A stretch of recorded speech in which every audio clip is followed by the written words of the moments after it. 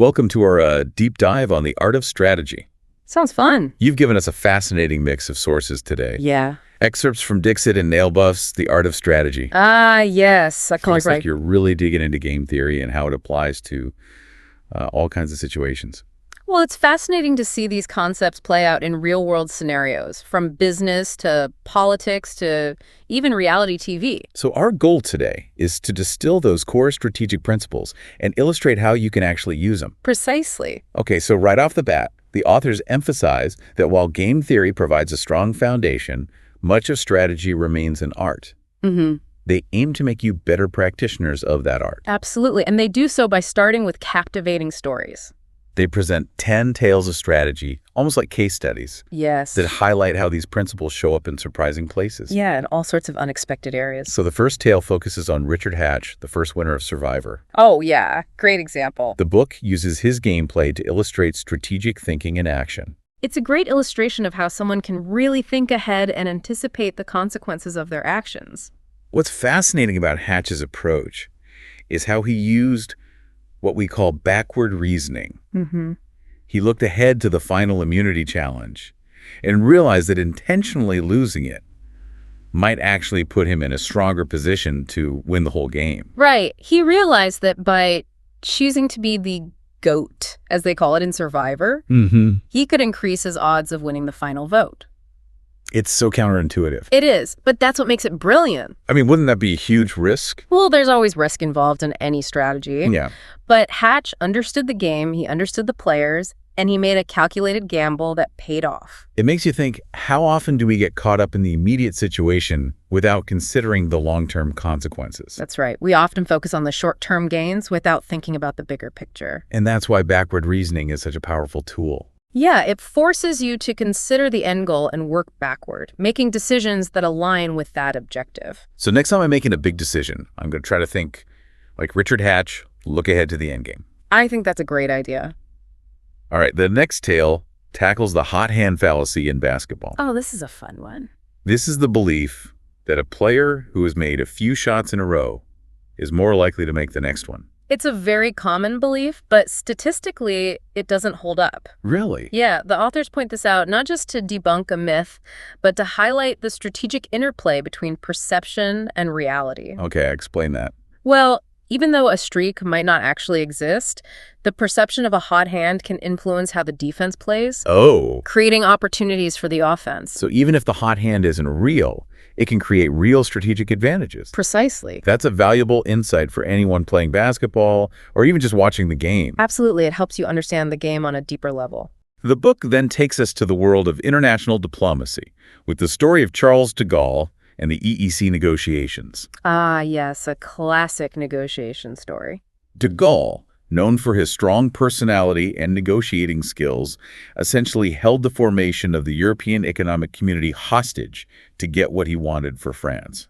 He was a tough negotiator. He wasn't afraid to push things to the limit. He was playing hardball. He understood the power of commitment and brinkmanship. By pushing things to the brink, he forced the other countries to make concessions. It's a high-risk strategy, but it can be effective if you know what you're doing. How can we apply this in our own lives? It all comes down to your BATNA. Your BTNA. Yeah, your best alternative to a negotiated agreement. Oh. What's your fallback plan if you don't reach a deal? The stronger your BATNA, the more confident you'll be in walking away, and that confidence can give you an edge in the negotiation. I never thought about it that way. That's a great point. It's a simple concept, but it can make a big difference. I'm definitely going to start thinking about my BATNA more strategically. I think you'll be surprised at how much it can help. The book then uses the fable of Belling the cat to illustrate the problem of collective action. Ah, a classic tale. It's a story where everyone agrees it's a good idea to put a bell on the cat to warn of its approach, but no one wants to take the risk of actually doing it. It's a perfect illustration of the prisoner's dilemma. Okay, now speaking of the prisoner's dilemma, that's a concept worth unpacking a bit further. Absolutely. It's a fundamental concept in game theory. It shows up in all sorts of situations, right? All the time. Not just in fables. Right. The basic premise is that two individuals acting in their own self-interest may not produce the best outcome for the group as a whole. So each player has an incentive to betray the other, even though cooperation would lead to a better result for both. Exactly. We see this all the time, from environmental issues to arms races to even simple things like group projects where no one wants to do the work. Yeah, it's a pervasive problem. It makes you wonder, how can we break free from these prisoner's dilemma scenarios and encourage cooperation? Well, it's not easy, but there are potential solutions. Okay, I'm all ears. One solution is repeated interactions. Okay. If the players know they will be interacting again in the future, they're more likely to cooperate in the present. Oh, so it's like building a reputation for trustworthiness. Exactly. If you're known as someone who cheats, you're less likely to find partners willing to cooperate in the future. So even in a competitive world, building a reputation for cooperation can be a strategic advantage. Absolutely. It's a long-term strategy that can pay off in the long run. Now, this next tale I found particularly intriguing. Which one is that? The authors compare seemingly foolish sucker bets to trading futures contracts. Ah, yes. What they're highlighting here is the paradox of believing you can outsmart the market. Right. If someone is willing to trade with you, they believe they have an edge. They think they're smarter than you. It's a cautionary tale about overconfidence and the importance of considering the other side's perspective. Absolutely. You should always ask yourself, why is this person willing to make this deal with me? What do they know that I don't? It's about being realistic and understanding that you're not always going to be the smartest person in the room. All right, speaking of questioning assumptions, the next tale features a taxi driver in Jerusalem who gets into a dispute with American tourists over a small fare difference. Oh, I remember this one. It might seem like an irrational move on the driver's part, On the surface, yes. but the authors argue that the driver's playing a different game. He's playing a game where reputation and pride are more important than a few extra dollars. So sometimes actions that appear irrational are actually driven by deeper motivations. Exactly. We often assume others share our values and priorities, but that's not always the case. It makes you wonder if we're sometimes misinterpreting the actions of others because we're not seeing the whole picture. That's a great point. It's a reminder to be more empathetic and try to understand the other person's perspective. Absolutely. Communication is key. Now, even Warren Buffett isn't immune to strategic miscalculations. Oh, interesting. The book discusses his proposal for campaign finance reform, a proposal that sounded good in theory, but was destined to fail in practice. That happened. The problem was that Buffett didn't fully account for the incentives of the very people who would need to pass the reform. The politicians themselves? Yes, they benefited from the existing system, so why would they change it? It's a classic example of how good intentions can be thwarted by political realities. It's a reminder that change often requires more than just good ideas. Right. You need to understand the power dynamics at play and have a strategy for overcoming resistance. We then revisit the prisoner's dilemma with a chilling real-world example. The Clutter family murders, as detailed in Cold Blood. Oh, right. I remember that case. The two murderers, Dick and Perry, could have potentially gotten lighter sentences if they had stayed silent. But the pressure to confess and betray the other was too great. It's a tragic illustration of how the prisoner's dilemma can play out in high-stakes situations. Absolutely, and with devastating consequences. It's a sobering thought, the power of individual incentives to override what might be the best collective outcome. It is. It makes you think about how we can design systems that mitigate these risks. Now, on a lighter note, the next tale comes from the musical Guys and Dolls, I love that musical. and it offers a timeless piece of advice for gamblers. Let me guess. Never give a sucker an even bet. That's the one. So even musicals can offer valuable strategic insight. Absolutely. They're full of wisdom. The advice highlights a fundamental principle of strategic thinking. Don't enter into a situation where the odds are stacked against you. Always look for situations where you have an edge. Or at least where the playing field is level. It could be investing, negotiating, or even just deciding how to spend your time. Right. It's about making smart choices. The last tale in this section focuses on the power of backward reasoning, something we touched on earlier with Richard Hatch's survivor strategy. Right. Thinking ahead. This time, the authors use the example of choosing the best route to a destination.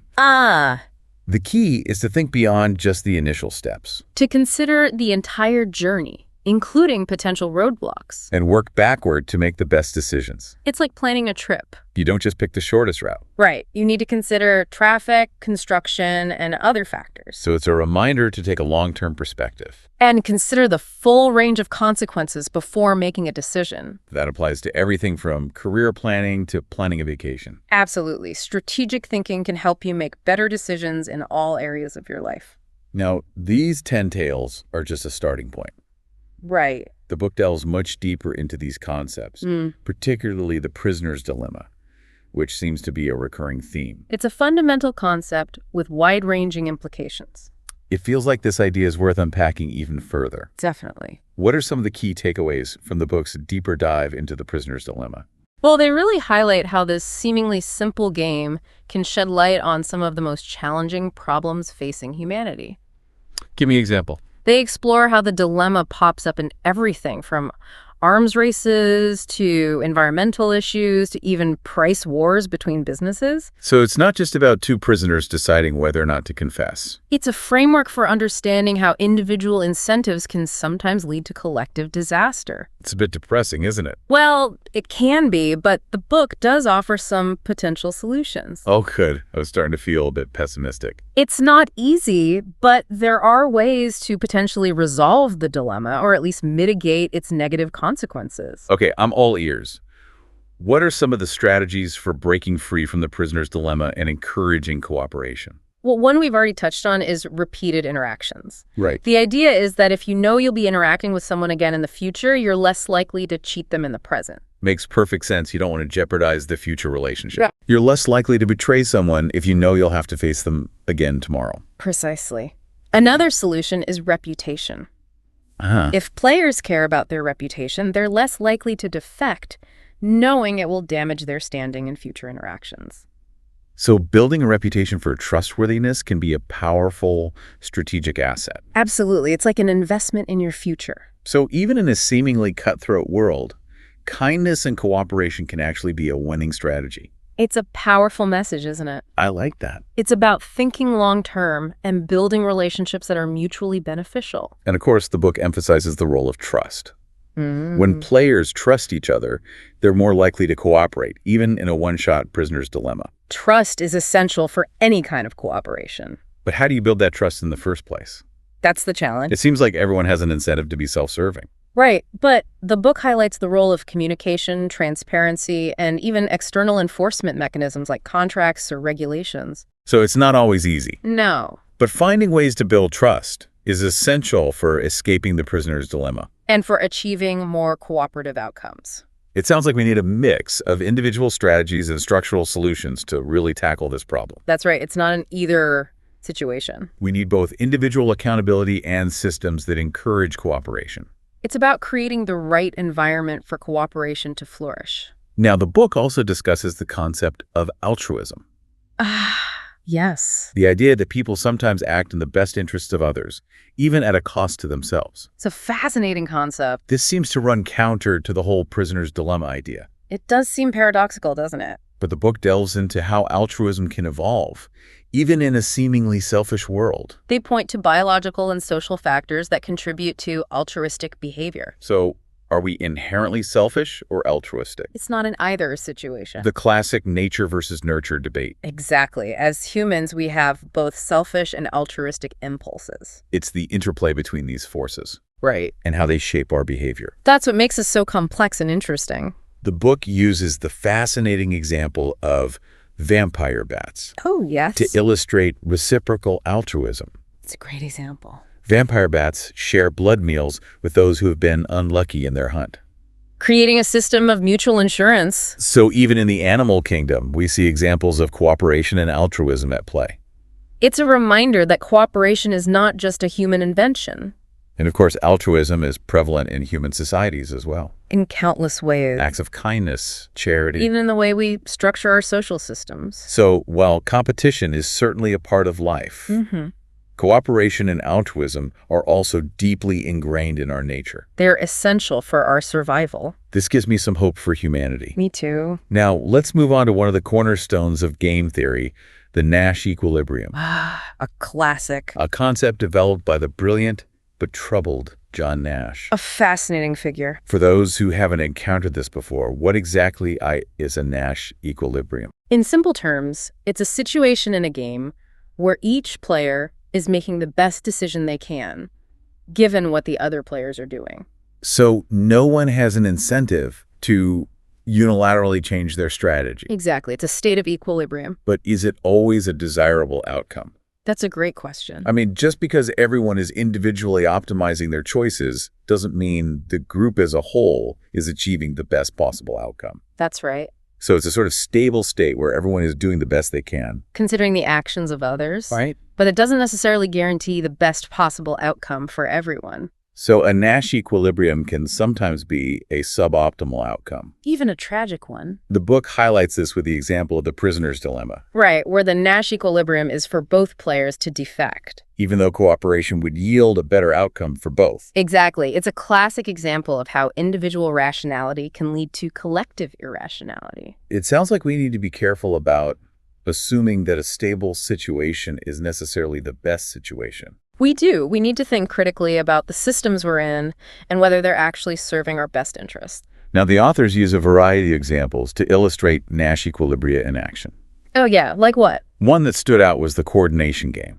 Like trying to meet a friend in New York City without a prearranged meeting spot? Exactly. It seems impossible, right? It does. How do you coordinate when you can't communicate? The key is to find a focal point. A focal point. A location that stands out for some reason. Like Grand Central Station. Or Times Square. So a Nash equilibrium can emerge organically. Based on shared understanding or common knowledge. That's like we're all playing a game with unwritten rules. Exactly. And the book explores how these focal points can arise in all sorts of situations, from business negotiations to international relations. This idea of unwritten rules and shared understanding is fascinating. It is. It suggests that even in complex situations, there can be a sort of underlying logic that guides our behavior. It's one of the things that makes game theory so compelling. It helps us to see the patterns in seemingly chaotic situations. And to make better predictions about how people will behave. So the concept of a Nash equilibrium is fascinating. It is. But it's not always a guarantee of the best outcome. That's right. And sometimes the best strategy is to find a way to change the game altogether. To think outside the box. That sounds like a powerful idea. It is. It makes you wonder, But what are some of the ways we can change the rules of the game in our own lives? that's a great question, and one we'll definitely explore further in this deep dive. Okay, I'm looking forward to it. We were just talking about Nash equilibria and how sometimes even the most stable situation isn't necessarily the best outcome. Mm-hmm. And you mentioned that sometimes the best strategy is to change the game altogether. Right. To think outside the existing parameters and find a way to create a more favorable situation. And that leads us nicely into the concept of mixed strategies. Ah, yes, where players introduce randomness into their decision-making. So it's not about always making the same optimal move. Precisely, it's about having a range of options and choosing among them randomly. So you're less predictable. Exactly. Okay, that makes sense. The book uses the example of penalty kicks in soccer. Oh, yeah, good one. The goalie has to guess which way the kicker will go. And the kicker has to guess which way the goalie will jump. It's a classic game of strategy where reading the opponent is key, but also where being unpredictable can give you an edge. So if the kicker always kicks to the left? The goalie will eventually figure that out and start blocking those shots. But if the kicker mixes it up, Sometimes left, sometimes right. it becomes much harder for the goalie to predict. Exactly. So mixed strategies add a whole new layer of complexity and intrigue to strategic interactions. They do. It's not always about finding the single best move. It's about finding a mix of moves that keeps the opponent guessing. Right. This makes me think about all sorts of situations where we might benefit from introducing a little more randomness into our decision-making. Oh, absolutely. It's counterintuitive, Yeah. but it could be a real advantage. Think about negotiations, for example. Okay. If you're always predictable, the other side can easily exploit that. They know what to expect. Right. But if you introduce some unpredictability, You keep them off balance. exactly, it gives you more leverage. So sometimes the best strategy is to be a bit of a wild card. Sometimes it pays to be unpredictable. All right. Now the book goes on to explore how players can intentionally change the game to their advantage. Through things like commitments, threats, and promises. This is where we move beyond just playing the game we're given. And start thinking about how to reshape the game itself. It sounds like we're becoming game designers rather than just players. In a way, yes. So how does that work? Well, by making credible commitments, Okay. threats or promises, you can influence the actions of the other players and shift the dynamics of the game in your favor. The book uses the simple act of setting an alarm clock as an example of a commitment device. Ah, yes, a classic example. It seems mundane, It does. but it's actually quite clever. Right. By setting the alarm, you're essentially binding your future self to a particular course of action. Waking up at a certain time. Exactly. You're changing the game from one where you have the option to sleep in to one where you're committed to getting up early. So you're essentially taking away your own choices. To force a specific outcome. That's fascinating. And this principle applies to much more than just waking up on time. Like what? The authors explore how it can be used in business negotiations, parenting, even personal goal setting. So it's a way of holding yourself accountable. Precisely. That's like making a contract with yourself. Right. But what makes a commitment, threat, or promise truly credible? That's the key question. I mean, anyone can make empty threats or promises. Right. For a strategic move to be effective, it has to be believable. An empty threat won't have any impact. Exactly. So how do you make it believable?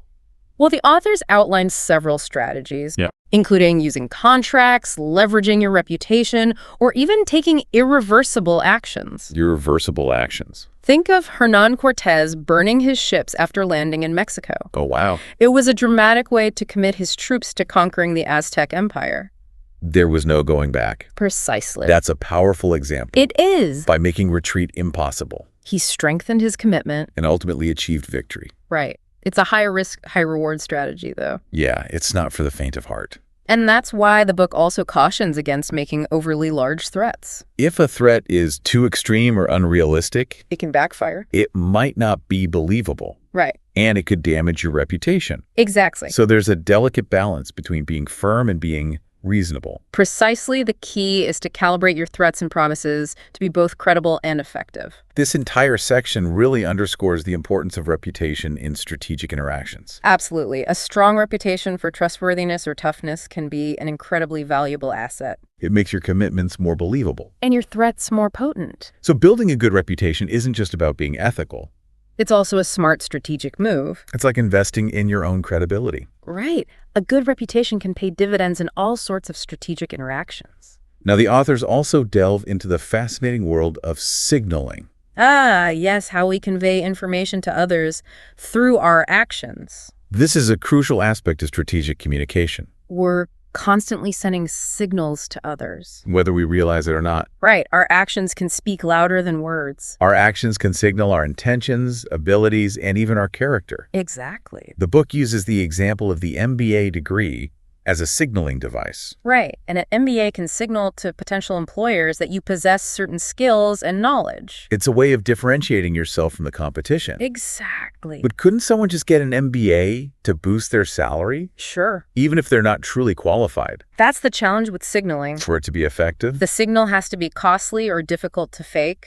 Otherwise, it loses its value. Right. It has to be a genuine reflection of your abilities or intentions. So a signal has to have some substance behind it. Exactly. It's not just about appearances. Now, the flip side of signaling is screening.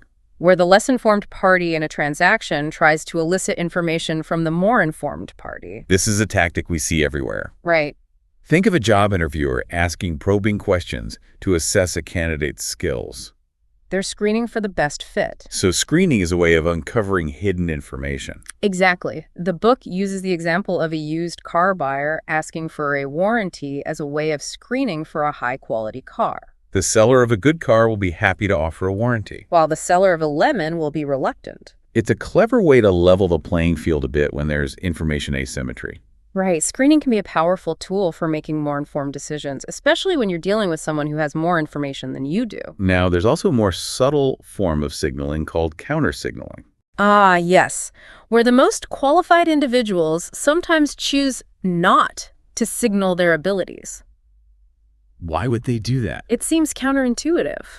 Wouldn't you want to showcase your strengths? Well, the idea is that sometimes not signaling can be a signal in itself. Interesting. It can convey a level of confidence and ability that goes beyond conventional signaling. It's like saying... It's so good, I don't even need to prove it. It's like a power move. Right. A way of showing that you're above the need to brag or boast. Exactly. The book gives the example of old money families who downplay their wealth. As opposed to nouveau riche families who flaunt it. Right. It's a subtle but powerful distinction. That's a great example. It makes sense that someone who is truly confident in their abilities wouldn't feel the need to constantly prove themselves. They let their actions speak for themselves. Precisely. Counter-signaling highlights the subtle and often paradoxical nature of strategic communication. It does. It's a reminder that actions can speak louder than words, and that sometimes the best way to get your message across is to say less. This whole world of signaling and screening is incredibly complex. It is. How do we keep it all straight and apply these concepts in our own lives? The key is to remember that signals are most effective when they're both costly to fake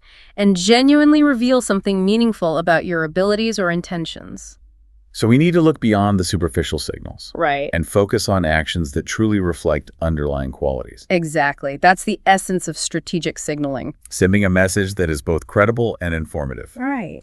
Now let's move on to the essential skill of bargaining. Ah, yes. How to divide the pie effectively. This is a skill that comes in handy in all aspects of life. Absolutely. From negotiating a salary to buying a car to resolving conflicts with loved ones. And one of the most important factors in bargaining is each side's BATNA. Their best alternative to a negotiated agreement. Right, we talked about that earlier. The party with the stronger BATNA has more leverage. Because they have a better fallback option. Exactly. So if you have a good alternative, You're in a stronger position to walk away from a bad deal. you're not as desperate to reach an agreement. Right.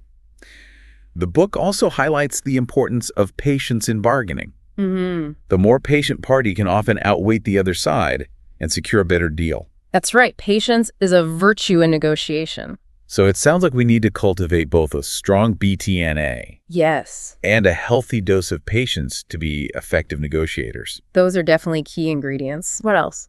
Well, the book also discusses the dangers of brinkmanship. Right, pushing things to the limit can be a risky strategy. It can lead to a breakdown in negotiations or even a disastrous outcome. So brinkmanship should be used with extreme caution. And only when you have a very clear understanding of the risks involved. Now, the book also introduces a fascinating concept called virtual strikes Oh, yes. This is a really interesting idea. as a potential way to resolve labor disputes without the economic disruption of a traditional strike. Right, it's a more collaborative approach. How does it work? Well, instead of actually stopping work, Okay. the two sides could agree to a simulated strike.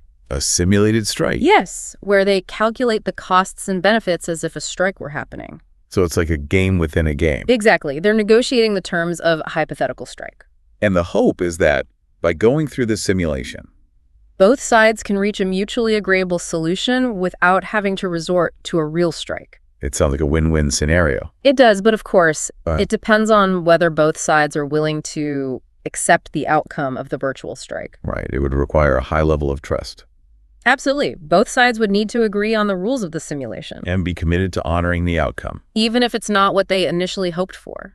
It would be fascinating to see if virtual strikes could become a viable alternative to traditional labor disputes. It would be. It would require a real shift in mindset. But it has the potential to be a much more cooperative and productive approach. I agree. It's an example of how game theory can be used not just to analyze existing systems. But also to design new and potentially better systems. Exactly. Now let's dive into the world of auctions. Auctions are everywhere these days. They are, from eBay to government contracts. It's a fascinating world. What are some of the key things to keep in mind when participating in an auction from a strategic perspective? One of the most important principles is to never bid your true valuation. Correct. You always want to leave some room for profit. So you need to shade your bid below what you're truly willing to pay. Exactly. Interesting. The book explores different auction formats, Like what? like English auctions, sealed bid auctions, and Vickrey auctions. So the rules of the auction can significantly impact the outcome. Absolutely. Understanding the nuances of each format is crucial for bidding strategically and maximizing your chances of winning. Now, the book also discusses a phenomenon known as the winner's curse. Ah, yes, a classic pitfall. What is that exactly? The winner's curse happens when the winning bidder in an auction ends up overpaying for the item. How does that happen? It seems counterintuitive. If they won the auction, doesn't that mean they got the item at the best possible price? Not necessarily. Okay. The winner's curse often occurs because bidders don't fully account for the fact that they won because they had the most optimistic assessment of the item's value. So you win the auction You win, but you end up losing money. because you overestimated the item's worth. Exactly. So how do you avoid that? Well, the book provides strategies for avoiding the winner's curse. Okay, I'm all ears. Such as carefully considering your valuation, factoring in the potential for overbidding by others, and setting a clear limit on how much you're willing to bid. So it's important to be both strategic and disciplined when participating in auctions. Absolutely. We need to be aware of the potential pitfalls and bid accordingly. Right? Understanding the psychology of auctions and the strategic dynamics at play can help you avoid costly mistakes and make more informed decisions. Now, the book then shifts gears a bit Oh. and explores a variety of strategic situations and dilemmas, Mm-hmm. drawing examples from history, literature, and even popular culture. These case studies provide valuable lessons in strategic thinking, And decision-making. showcasing how these principles play out in a wide range of contexts. One example that really stood out was the story of Russo. The Hollywood agent. Yeah, who makes a public commitment to lose weight. Oh, yeah, I remember that one. His strategy was to raise the stakes. By making a bet with his client, Danny DeVito. Right, if he failed to lose the weight, He would forfeit a significant sum of money. that's a powerful incentive It is. It made his commitment much more believable. and harder to back out of. Exactly. It was a clever way to leverage external pressure to achieve a personal goal. So we can use similar strategies in our own lives Absolutely. to hold ourselves accountable. And increase our chances of success. Another interesting case study was the shark repellent strategy used by the board of directors of a company called Piper's Pickled Peppers.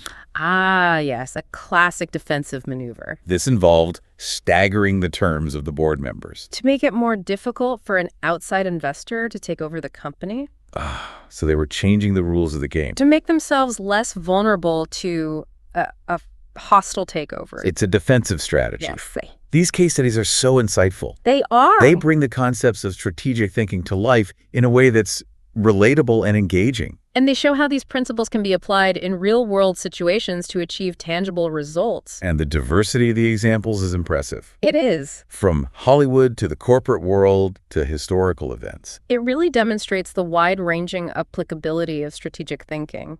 It's not just a skill for a select few. Right. It's a valuable tool for anyone who wants to make smarter decisions and achieve their goals. Regardless of their profession or background. Yes. Now the book concludes with a powerful message about the importance of thinking strategically in all aspects of life. It's a call to action. Strategic thinking is not just for business executives or military strategists. It's a valuable skill for anyone who wants to make better decisions and achieve their goals. So whether you're negotiating a car purchase Planning a career move, or even playing a game of chess, strategic thinking can give you an edge.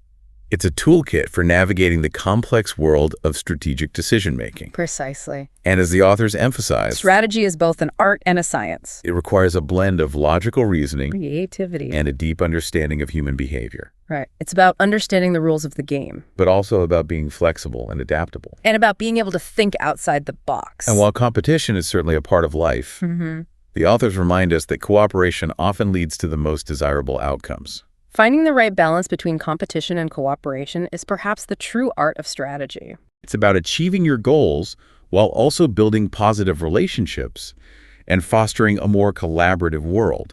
It's about creating a win-win situation for everyone involved. So far, we've covered a lot of ground, from the 10 tales of strategy To the prisoner's dilemma. to the concept of the Nash equilibrium. But there's so much more to explore in the book. What are some other key concepts or insights that we should delve into? Well, the authors go on to discuss a wide range of topics, including the role of randomness in strategy, Oh, interesting.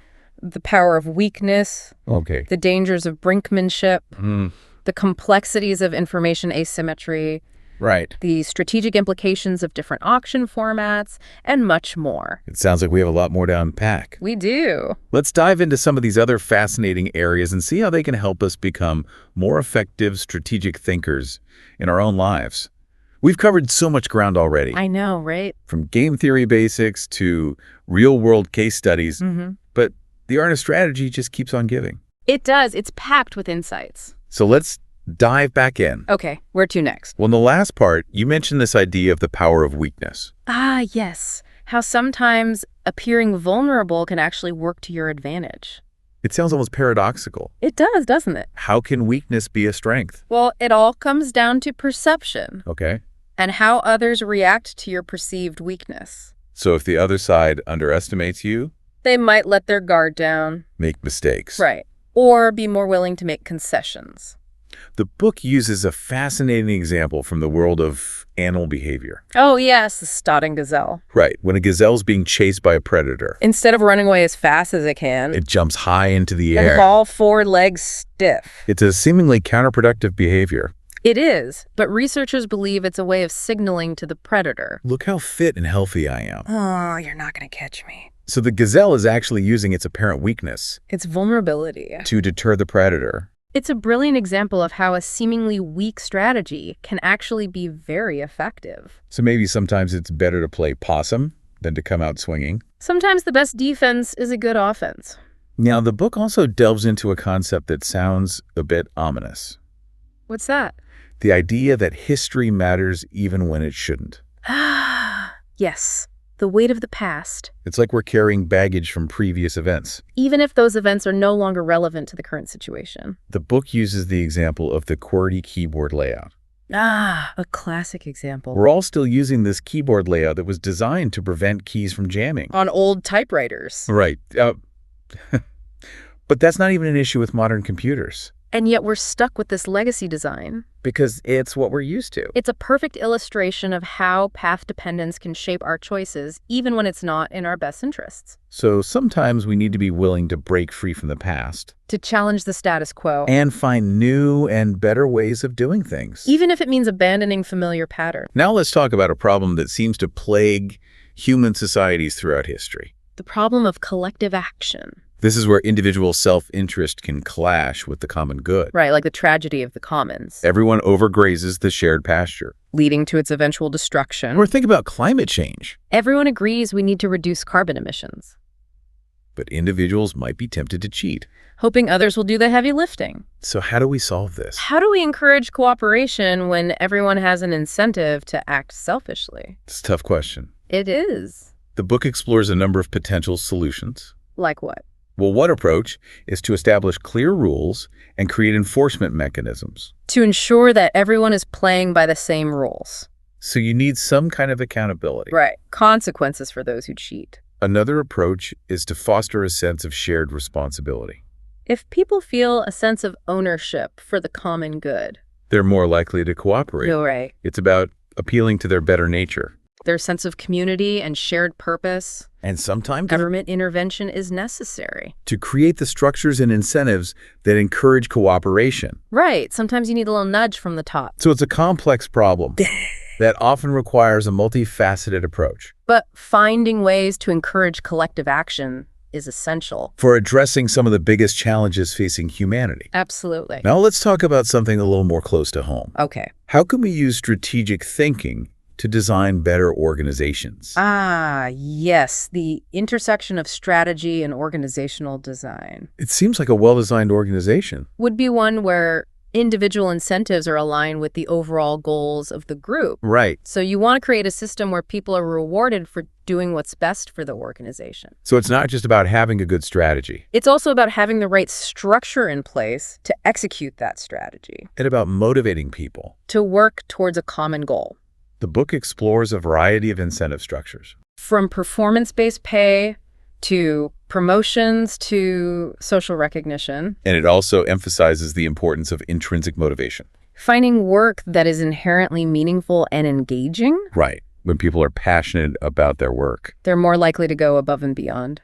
But how do you create that kind of environment? It's a challenge. It's the holy grail of organizational design. It is, but the book offers some valuable insights. Like what? Well, one key is to give employees a sense of autonomy and control over their work. So they feel like they have a say in what they're doing Exactly. and that their work is valued. Another key is to provide opportunities for growth and development. So people feel like they're learning and progressing. Right, that they're not just stuck in a rut. It's about empowering employees. And creating a culture where they feel valued and respected. Now that we've talked about organizational structure, Let's zoom in on the individuals at the top. Leader. How can strategic thinking make us better leaders? Well, one key insight from the book is to understand the different sources of power. And how to use them effectively. Right. It's not just about being the boss. It's about knowing how to influence and motivate others. To inspire them to achieve a common goal. The book explores a variety of leadership styles. From authoritarian to democratic to laissez-faire. Each style has its strengths and weaknesses. And the most effective leaders are able to adapt their style to the situation. So it's not about finding one right way to lead. It's about being flexible and responsive to the needs of your team and the demands of the situation. It sounds like being a good leader requires a deep understanding of both yourself And the people you're leading. Right. It's about knowing your own strengths and weaknesses. And about being able to empathize with others. Now, in today's rapidly changing world, Innovation is more important than ever. absolutely, companies that can adapt. You get left behind. So how can we use strategic thinking to become more innovative? Well, one key insight is to embrace experimentation, To be willing to try new things. even if there's a chance of failure. So it's about shifting your mindset. From a fear of failure to a willingness to learn from mistakes. Failure is just part of the process. Right. It's an opportunity to learn and grow. The book explores different approaches to innovation, From incremental improvements to radical breakthroughs. and it emphasizes the importance of creating a culture that encourages creativity and risk-taking. You need to create an environment where people feel safe to experiment and fail without fear of punishment. So you need to give people the freedom to think outside the box. And the support they need to bring their ideas to life. This deep dive has been an incredible journey. It has. We've explored so many fascinating ideas. From game theory to strategic decision-making. To organizational design and leadership. It's been a whirlwind tour of the world of strategy. As we wrap up our deep dive into the art of strategy, what are some of the key takeaways that we can apply to our own lives? Well, I think the most important lesson is that strategic thinking is not just a skill for a select few. It's a valuable tool for anyone who wants to make better decisions Achieve their goal. and navigate the complexities of life, It's about being more mindful and intentional in our actions. considering the potential consequences. And striving to create outcomes that benefit both ourselves and others. Yeah, I think the book also reminds us That while competition is certainly a part of life, cooperation is often the key to achieving the most desirable outcomes. finding that balance between competition and cooperation is perhaps the true art of strategy. This deep dive has been incredibly insightful. It has been. I feel like I have a whole new set of tools for approaching challenges and opportunities. I agree. It's been a fascinating exploration. And I think it's a subject we can continue to learn from throughout our lives. Absolutely. The game of life is always in play. And there's always more to learn about how to play it well. Wise words. Well, thank you for joining me on this deep dive. It's been my pleasure. And to our listeners, we encourage you to keep exploring these ideas and strategies. The world is full of strategic challenges. And the more skilled we become at navigating them, The more fulfilling and impactful our lives can be. that's a great thought to leave everyone with. Thanks for having me. It's been great. Thanks for listening, everybody.